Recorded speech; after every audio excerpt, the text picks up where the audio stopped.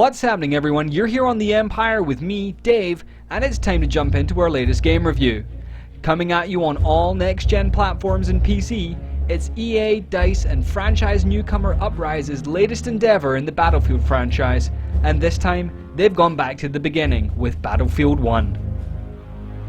Firmly bucking the current trend of modern or near-future based shooters that seems to be all the rage at the moment, these guys and gals have instead opted to go back to the big kahuna, the First World War. When you jump into this game, you'll feel something that you've probably not experienced in the last couple of releases, and that would be anticipation, that they are taking the franchise in a new direction right back past their roots and into the very birth of modern warfare.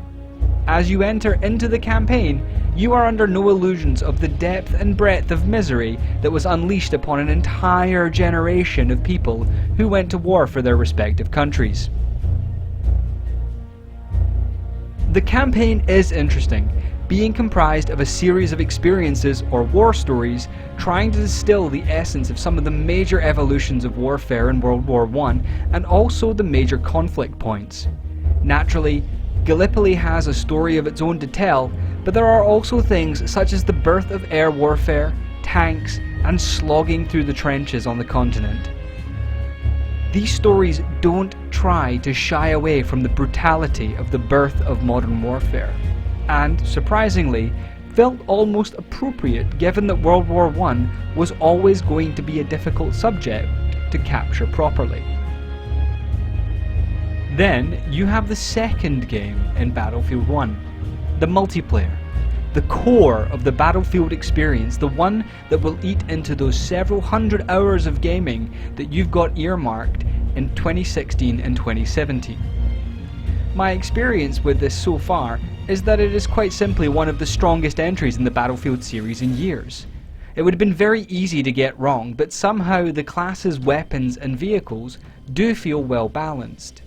The addition of special events such as a dreadnought arriving or a war train appearing for one side during the course of a firefight usually keeps things interesting and prevents one team from pulling way out in front.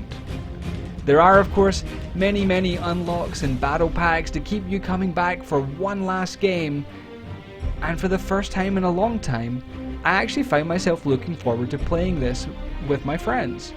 It's such an opposed experience to the single player game, even though the engine, weapons and mechanics are all the same. The mood and somberness is now gone, leaving only a well polished multiplayer experience with a new and interesting setting.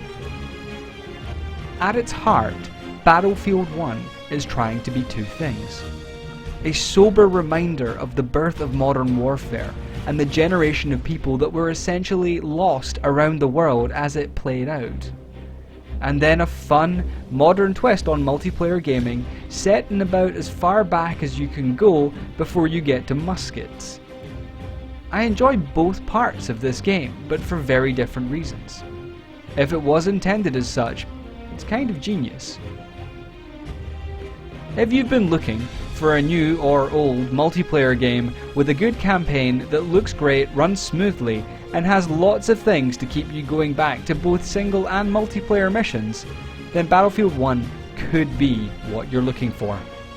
For me, this is an 8.5 out of 10.